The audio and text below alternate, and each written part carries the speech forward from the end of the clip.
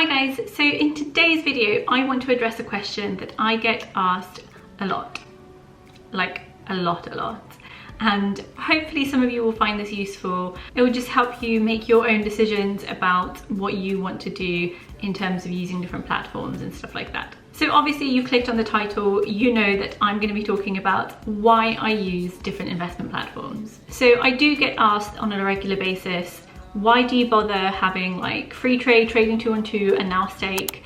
Like, what's the point? Why don't you keep everything in one place? So let's get straight into it. Without further ado, here we go.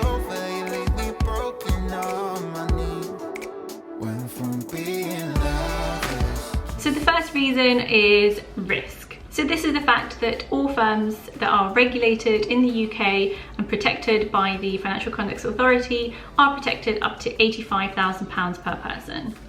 That means if I have more than £85,000 in one account, then anything over that I can lose if something happens to the trading platform. Same applies to banks or anything like that, basically any financial institution where you are keeping your money. This basically means that I won't want to put more than £85,000 in any one platform. Now I know I am nowhere near 85k in any of them, but it's also about learning the different platforms over time and just sort of spreading that risk already. The reason number two is sort of related. It's also about risk, and it's the risk of them actually going bust and the hassle that would come with it. So let me explain. I'm assuming that the hassle that would come with trying to get your money back is probably going to take a while. Although I'm not expecting any of them to go bust at the moment, you never know in this day and age. So, you know, at least if I'm having to go through a process of getting my money back from one of those platforms, even if it's less than 85k, then I will still have those other investments to fall back on should I need to withdraw or rely on dividends or anything like that.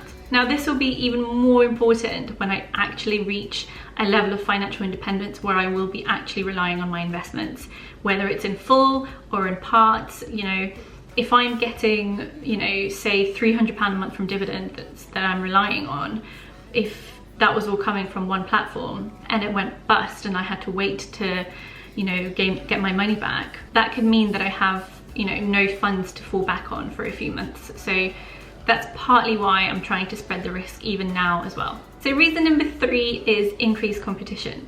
So this is a bit of a weird one, but I quite like the idea of not just having one platform completely dominating over others. I do believe that this increases competition for us as consumers, which can only be a good thing for us. You know, the platforms will compete with each other to offer us better deals, and this can only be a good thing. As an example of this, just look what's just happened with Trading 212 and their share referrals. They've allowed content creators like myself to have an unlimited share referral link rather than the limited 20, because Free Trade came along and offered unlimited referrals to everybody. So this has benefited us purely from the fact that people are also using Free Trade as a platform. The reason number four is utilizing the benefits of each platform. So each of the platforms will have different benefits. As an example, Trading 212 offer a free ISA, whereas Free Trade don't. Now, because my investments don't currently take me over the ISA thresholds and the amounts of dividends and capital gains that I would have to have in order to pay tax, I don't see the value in paying for an ISA. So I actually have my ISA with Trading 212. Some of them will have different sorts of stocks on offer as well. So as an example, Stake, which I recently did a video about, have way more stocks on offer, especially from the US stock market, than either of the two platforms currently in the UK. And some I just generally prefer the user interface of and stuff. So as an example, Free Trade, I love this simple, clean, really appealing to beginner investors look.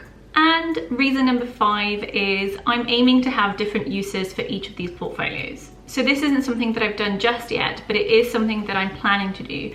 And that is basically figure out which portfolio I want to use for what, and then aim to have something like, for example, you know, this portfolio is going to be my dividend focused one, this is going to be my smaller growth one, this is the one that I'm gonna use the income from, and this is the one that I'm just gonna allow to compound or you know, this one I'm going to draw down 4% from, but this one I'm going to leave and just only use the dividends, something like that. So I'm still figuring out exactly how I want to structure that, but it is one of the reasons why I'm having multiple platforms as well. Hopefully that's given you a bit of an idea as to why I use 3 platforms at the moment, and I'm still open to trying different ones. You know, now that I've paid off all my debts and I'm, you know, trying to focus on bringing in extra money each month, I can really start to grow the portfolios. So obviously at the moment they're quite small, but I'm thinking now over the next few months,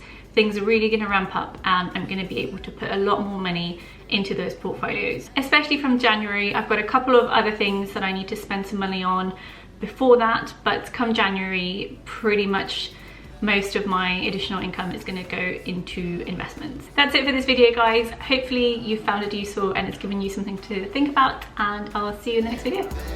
Bye.